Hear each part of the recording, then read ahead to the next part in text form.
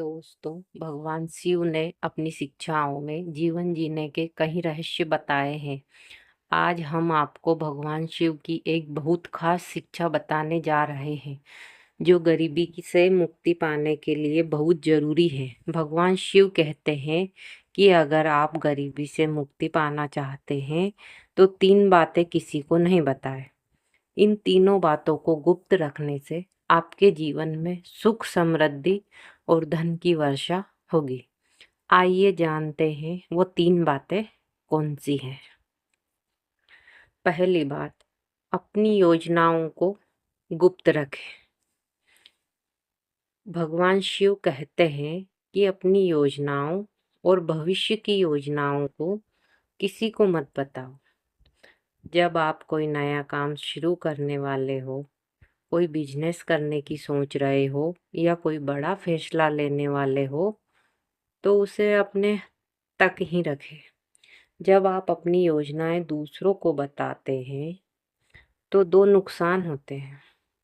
पहला, कुछ लोग आपकी योजना की नकल कर लेते हैं और आपसे पहले उसे अमल में ला देते हैं।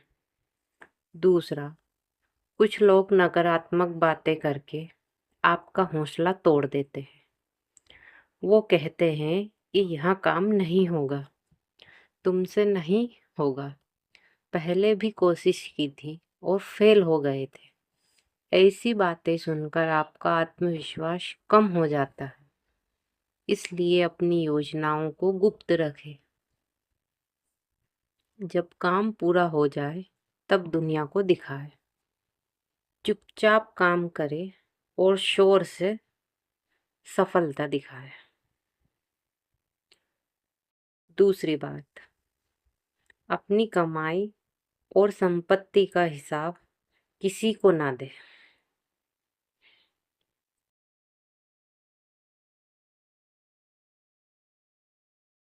भगवान शिव की दूसरी शिक्षा है कि अपनी कमाई, अपनी बचत और अपनी संपत्ति के बारे में किसी को ना बताए।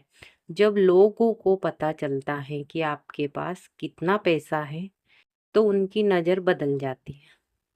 कुछ लोग जलने लगते हैं, कुछ लोग आपसे पैसे मांगने लगते हैं और कुछ लोग आपको ठगने की योजना बनाने लगते हैं। अपनी माली हालत को हमेशा गुप्त रखें। चाहे आप अमीर हो या गरीब, किसी को भी सही स्थिति मत बताएं। जो लोग अपनी दौलत का दिखावा करते हैं, उनकी बुरी नज़र लग जाती है और उनका धन नष्ट हो जाता है। धन को हमेशा सम्मान से और गुप्त रखना चाहिए, तभी माता लक्ष्मी की कृपा बनी रहती है और धन में वृद्धि होती है। तीसरी बात, अपने दान और पुण्य कार्यों को गुप्त रखें। भगवान शिव की तीसरी महत्वपूर्ण शिक्षा है कि जो भी दान पुण्य करे, उसे गुप्त रखे। जब आप किसी गरीब की मदद करें, किसी को दान दे या कोई पुण्य का काम करे, तो उसे किसी को मत बताए। दान का असली फल तब मिलता है जब वो गुप्त रूप से किया जाए। अगर आप दान करके सबको बताते हैं, तो वो दिखावा बन जाता है और उसका पुण्य कम हो जाता है।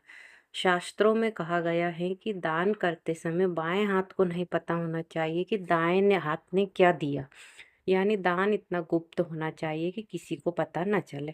जब आप चुपचाप दान करते हैं, तो भगवान की विशेष कृपा होती है और आपके धन में कई गुना वृद्धि होती है। जो लोग दान करके शोर मचाते हैं, उन्हें सिर्फ नाम मिलता है, लेकिन असली पुण्य नहीं मिलता है।